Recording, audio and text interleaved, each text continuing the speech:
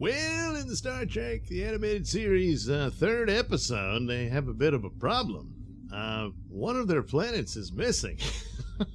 At least that was the title. So, looking at this one, I think this might have had some influence on the motion picture plot, in that they took elements of this and and pretty much the entire plot of the episode with Nomad, the satellite that turned into a robot and realized it was one of their own, that some hyper intelligence messed with it.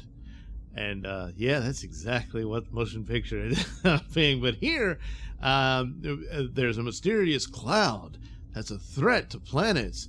And it's not V'ger, no, but it is a mysterious cloud. It's red, so there's that difference, but kind of the same thing, except this is it is a biological entity. So the Enterprise encounters this giant cloud, and they realize it's consumed planets.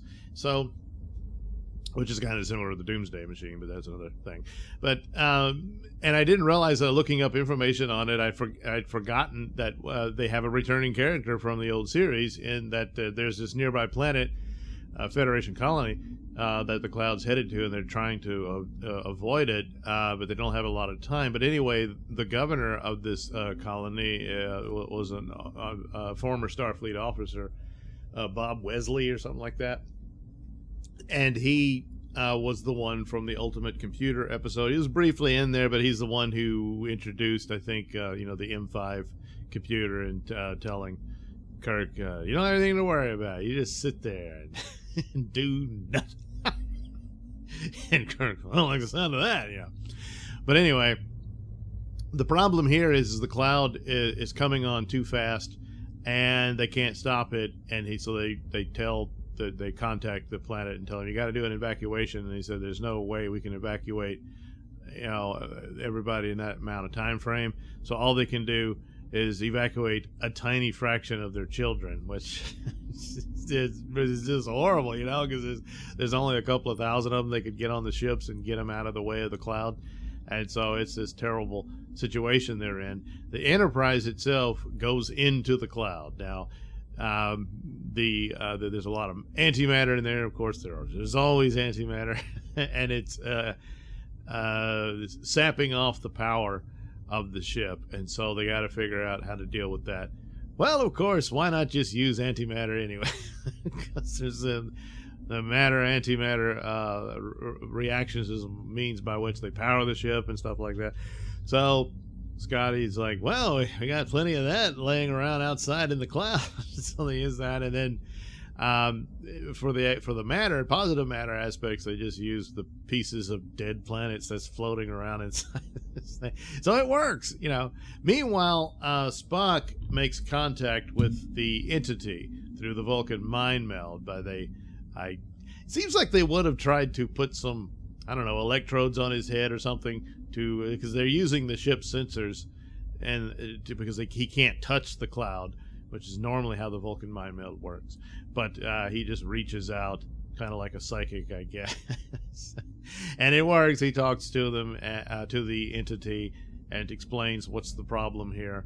And fortunately, the entity is not evil. It was just, hungry, and the planets were tasty and all that. So it didn't understand that there was life forms living on there, and it didn't understand that a life that small was of any consequence or significance.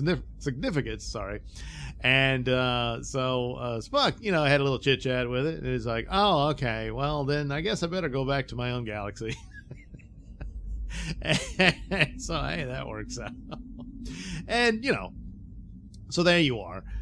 It's a good, okay, little romp or type of, and this would have been one of those episodes. It's odd because one of the things about the cartoon is that you think, hey, you can do a lot more. Well, the animation's not that great, but still, of course they have really alien looking crew. The new one of the new navigators, Chekhov is not there. He's been replaced by is it Alexa or something like that? I can't remember. I'm already forgetting the guy, but the little orange dude with another arm coming out of his chest. So stuff like that. and yet this episode, and maybe, I don't know if there were ideas for something like this had they had gone forward with another season. This episode would have been one of those that's just on the ship type episodes, which they would write because they're cheaper to shoot, because they already have established sets they can use. And so, because that's basically what this was. They stayed on the ship the whole time. They talked to the governor from the planet, but that was about it. So there we go. The planets none of the planets were missing. They were just destroyed, except for the one they managed to save. And the red cloud blew away and went home. Yeah. There you go. Thanks for watching and listening. Say, while you're still here, why not like and subscribe and share with your many friends? Yes. Also, check out my mini stores in the link description below. Yes, where you can get t-shirts, hats, mugs, all those goodies with my artwork on them. Oh, yeah. And head over to indieplanet.com and pick up a copy of my comic book, Night Night. Oh, yeah. You can also catch me at my podcast, Mr Nailsin Show, on RadioMisfits.com. And you can also watch my videos on BitChute.com and now on Rumble.com. Oh, my goodness, so many places to watch me and my stuff. Oh, yeah. And if that's not enough for you, well, you can follow me on many social media platforms and say hi to your old pal, Mr. Nailsin.